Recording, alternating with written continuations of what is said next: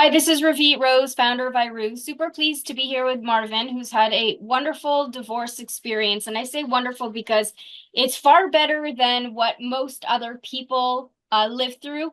And we wanted to share his story and his maturity and his thought processes and how he got to where he is today post-divorce. So Marvin, thank you so much for being here with us. Absolutely. So tell us a little bit about, oh, just a reminder, this is not an I hate my ex club. We're not here to trash or talk badly about anybody. This is really about Marvin's experience with his divorce. So can you tell us a bit about what was life like towards the end of the marriage? What were you thinking? What were you feeling? Where were you at?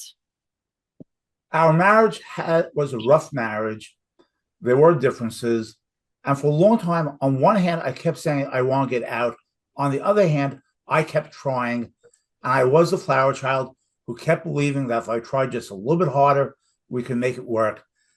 And I kept trying. I'm not sure. I think at a certain point, she may have stopped, but I kept trying. Finally, she said to me, enough already. We've been trying. We had gone to numerous therapists. We were involved with a few rabbis. It wasn't working. And finally, my ex said to me, it's time to end it. And look, it's obviously very hard. However, I made a very conscious decision from the word go that I was going to take the high road. And I realized that there was going to be pain. But from the word go, I decided that I was going to do as good as I can, both for myself and for my son. What does take the high road mean? Try to do the right things. Hurting the other person has no benefit. Negotiations have to take place. However, it's about achieving a goal. It's not about hurting the other person. Even after she moved out, when she needed blinds hung, it was my son's home, the place that my son was living. I went into her home and hung blinds for her. If I was going shopping, namely Costco, I would call her and ask her what she needed. And I refused to turn it into an enemy situation. Why? What was your thinking process at the time? What did you hear? What did you know? Like, did you hear horror stories from other people? Um, is it a belief system that you were raised with? Like, how did you know to make it a good experience and not to use your emotions to guide you? Because you said it was hard, it was an adjustment and all that. How did you make sure that you weren't going that route? I'm a CPA, certified public accountant charter in Canada. And I have had clients who have fought with their exes for year after year after year, and their lives have revolved around fighting with their exes. And it wasn't something I wanted. Now that a step further, I did not want to fight with my ex. We fought enough during the marriage. This is where one of the things she wanted sole custody, not very pleasant, but I decided that for all concerned, it was a lesser evil. If we couldn't reach joint decisions while we were married, we would even less so post marriage. So I let her have sole custody, and it was painful. In hindsight, it was one of the best moves I ever made. Did you know that there would have been like coaches and things like that that could have helped you to have these discussions? Like you said that during the marriage you went to counselors, you weren't able to get along. Did you know that there were actually people that could help you during the divorce process to have those open conversations? We had we had a rabbi involved, but I didn't know that there were actual coaches. Okay. Yeah. How long ago did you divorce? Uh, my ex moved out uh, March of 2020. Okay. We negotiated for several months. The get was given January of 21, and the actual divorce sat on judge's desk due to COVID for several months thereafter. Okay. So it's been about roughly 4 years, 4 to 5 years. During the process, so let's say you signed your agreement, it went through the judge and all of that. Were there ups and downs? Were there moments where you wanted to just reach out and scream? Were there moments where you found it difficult? Like, what can you share with us that may have been difficult, that may other people may experience, that you went through maybe with shining stars? So the biggest issue was my son. My son initially was very benevolent, would be a kind word, malevolent. He had a great deal of pain toward me. And it is very hard to be paying and doing for a child when they're showing utter disdain for you. And yet you have to continue doing it. And I've actually come to realization that it's normal.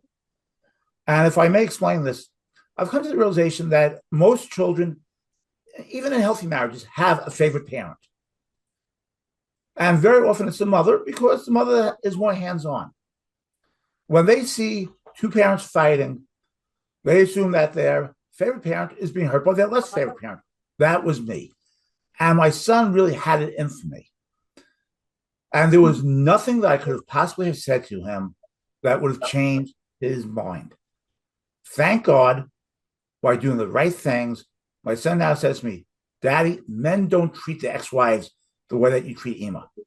He says, what you have shown me by your actions, you could have never told me with your mouth. And I love you both. And I am so lucky the situation that we're in today. And I won my son back. And for that fact, you said no ex-spouse bashing. I have a wonderful relationship with my ex-spouse.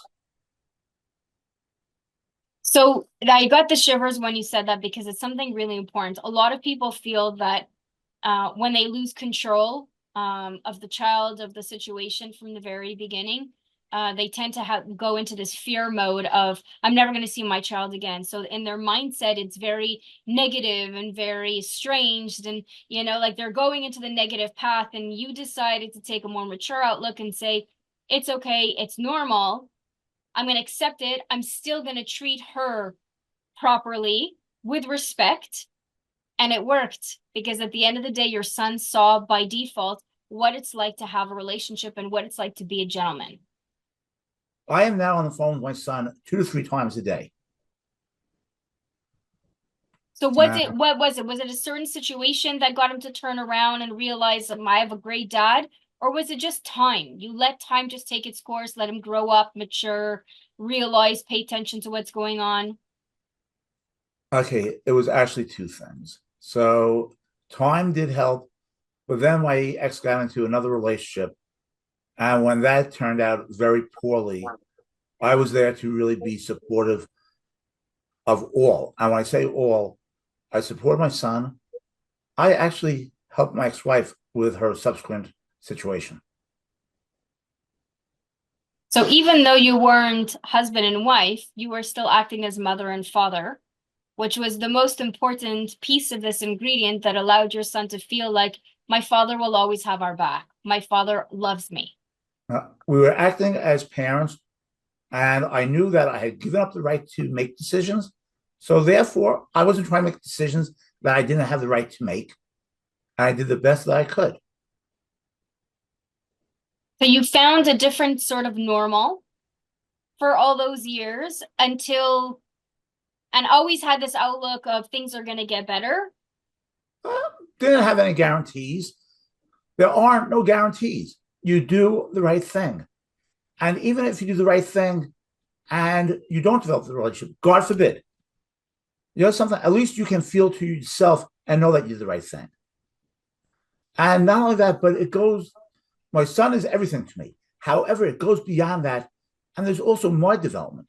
I can look back over the last 5 years and I can say I've grown tremendously. And because of that, I'm a happier person. So it's Wonderful. not just doing for what you're going to get out of it, which may happen, may not happen. No guarantees. But it's also where are you developing as a person? So how have you grown? Now that you're post-divorce, about 5 years, how have you grown? What's different about you? I am a happy, confident person. Hmm. I have learned to be happy. I have learned that what takes place on the ground is what makes me happy. What makes me happy is knowing that the challenges that God throws at me, I deal with them the best that I can. If I stumble, I pick myself back up and I continue. I do a lot for other people, which the best way not to get caught up in your own problems is by doing for other people. Helping others. So, and I'm just, are telling me you have such positive energy. And mind you, the last 5 years wasn't just a divorce. I also lost a parent just recently, and I had other losses as well. And each one handled, I've handled with confidence. And there are times of pain, but pick yourself up. Also, however you connect to God, know there's a God. As we are all getting older, know that you've pulled out from other problems before. The situation is, people think that any problem is deadly. Thank God it's not. You've been in situations, and God takes care of you, but you have to do your part. Did you have this outlook? Were you this happy, confident person when you were married? Quite to the contrary. Mm.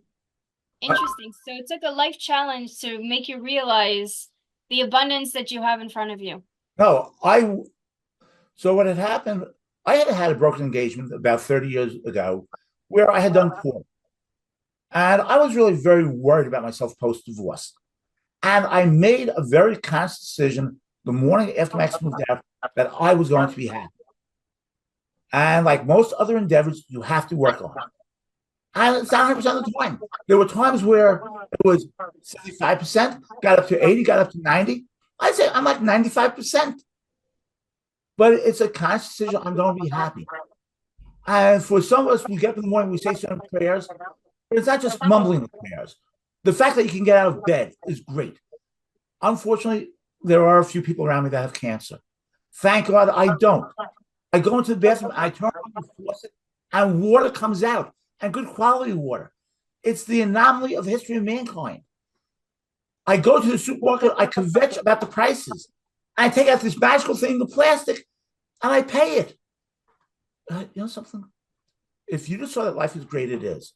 If you decide that life stinks, it does. Decide that life is great. It doesn't matter if you're right or wrong. You'll be better off. Also, people sometimes say, don't you remember the problems that you had in your marriage? And I say, no. They said, and they want to remind me. I say, please don't remind me. Thinking about the problems of the past don't help me. Thinking about the positivity allows me to have a positive energy.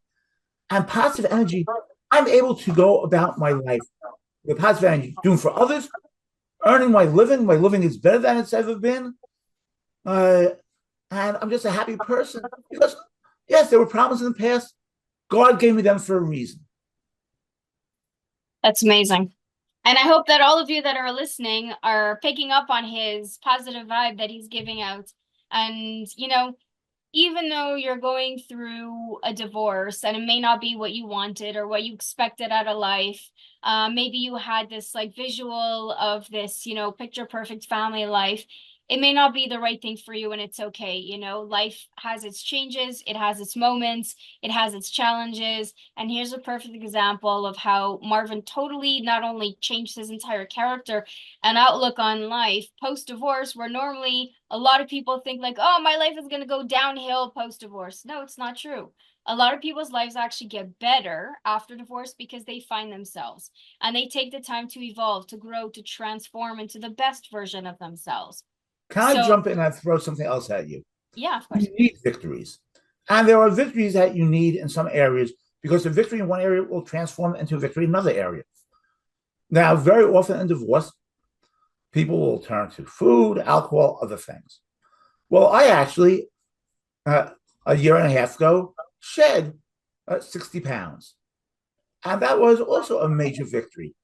And the more victories that you have, the more that you feel good about yourself in different areas. And yes, there are times that you're going to roll downhill. First thing you have to do is stop the roll downhill. Have good people around you, but fight the battle. Some of us remember a nursery show called Romper Room. And there was an inflatable punching bag called a Weeble Wobble. And you hit the Weeble Wobble, it went down and bounced right back up. We have to be Weeble Wobbles. We're going to get punched and we're going to be down. And you're going to have your moments. And when you have your moments, pause, stop the down, and push yourself. And even there are times that you don't want to go out. Go out. There are times you don't want to smile. There's a magical feedback mechanism that when you smile, you feel better. You don't feel like smiling, smile anyway. Besides, you can alienate all the people around you, and it doesn't work. If you are smiling, people will gravitate to you, and your life will be better. Sure. People will feel your good energy. People will feel that you're a good person. And whatever it takes, whatever it brings you, doesn't matter. Just remember that the more you are feeling this enormous amount of gratitude for every single day, for everything that's in front of you and all of that, you'll see what the bigger picture is for your post-divorce life. And often your post-divorce life does not look and should not look like your previous marriage, like married life. If it does look the same, it means you haven't grown. It should be a total transformation. And the more time and focus you put on yourself, the more chances you have to discover all this great stuff. Like Marvin lost weight. Marvin, feels good about himself. He's confident. He's happy. This is all stuff that came out because he chose to be that way. So when you're getting divorced, the most important thing that I always talk about is think about the divorce legacy you want to leave behind to your children. What do you want your children to say about your divorce? What do you want them to think about you? Do you want them to say, yeah, my dad was this terrible guy. He was so bad to my mother, and he made our life miserable and all that. And you want them to hold on to that? You want them to remember that? Do you want them to remember the chaos and the trauma and the craziness? Or do you want your kids to say, yeah, my parents got divorced. It was tough at the beginning. It was an adjustment, but not everybody's great. And everything, I love both parents equally. Everything is great. I'm happy. And my parents are happy. You Can I have throw to think. Mhm. Let me throw one thing out at you. So we have to pay our child support. Now, God willing, if you have the money, some people use it as a power tool and Yeah. they make their ex-spouse sweat. You have to pay it anyway. My ex and my son know. And my ex told me she was talking to her friends, and she says, my husband makes sure that I get the money 2, 3 days before. She says, I've never had a sweat. I'm not interested in torturing her. You know, Yeah. and my son sees this, and that's created a great deal of positivity. And it made your son grow up with a sense of ease and a sense of peace rather than fighting through life and fighting through bills and figuring out how to do things and having this struggle as a kid to grow up. He felt this sense of ease, which makes his life now a lot easier. So your maturity, that the fact that you put your ego on the side and your frustrations on the side and you always focused on the higher power here was the smartest thing you could have done. And I hope that that's something that all of you will learn from, and hopefully as many of you will be able to adopt into your own lives. So thank you so much for being here, Marvin, with us. Thank you for sharing your inspiring story. And thank you I'm so happy for you and delighted for you for all the greatness that has come now. And thank you all for watching. Until the next time we speak, I wish you all a day that matters. Take care, everyone. Take care.